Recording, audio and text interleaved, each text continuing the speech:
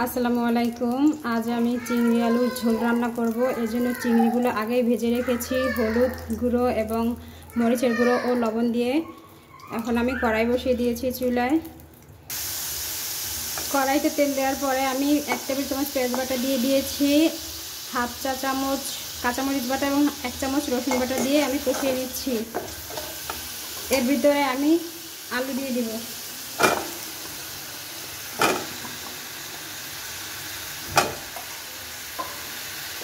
এরপর আমি দিয়ে দিচ্ছি হলুদ গুঁড়া হাফ চা চামচ, দিয়ে দিচ্ছি লবণ পরিমাণ মতো। আমি আজকে কোনো গুঁড়ো মরিচ অ্যাড করব না, শুকনো গুঁড়ো মরিচ কাঁচামরিচ বাটা দিয়ে এই রান্নাটা করব। আমি কষিয়ে নিচ্ছি ভালোভাবে। আলু দিয়ে তেল ছেড়ে দিয়েছে, আমার কষানো কমপ্লিট হয়ে গিয়েছে। এখন আমি এর মধ্যে পানি দিয়ে দেব।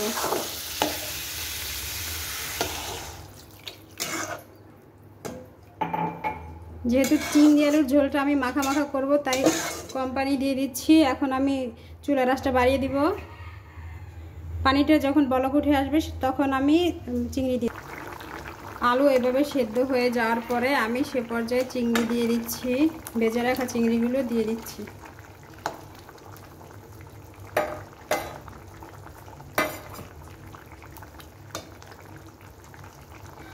ঢেকে দিব।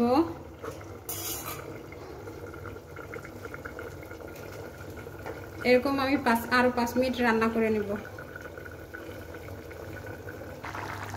এখন আমি এর মধ্যে দিয়ে দিব হাফ চা চামচ জিরার গুঁড়া, আর দিয়ে দিচ্ছি ফালি করা কাঁচামরিচ 2টা। এই কাঁচামরিচটা অ্যাড করছি সেন্টের জন্য। এখন ঢেকে দেব, চুলা বন্ধ করে দিচ্ছি, আর এরকমের 2 মিনিট আমি রেখে দেব। চিংড়ি আলুর ঝোল রান্না কমপ্লিট হয়ে গিয়েছে। রান্নাটা দেখে যদি আপনাদের ভালো লাগে তাহলে অবশ্যই বাসায় ট্রাই করবেন এবং আমার বেশি বেশি শেয়ার করে দিবেন।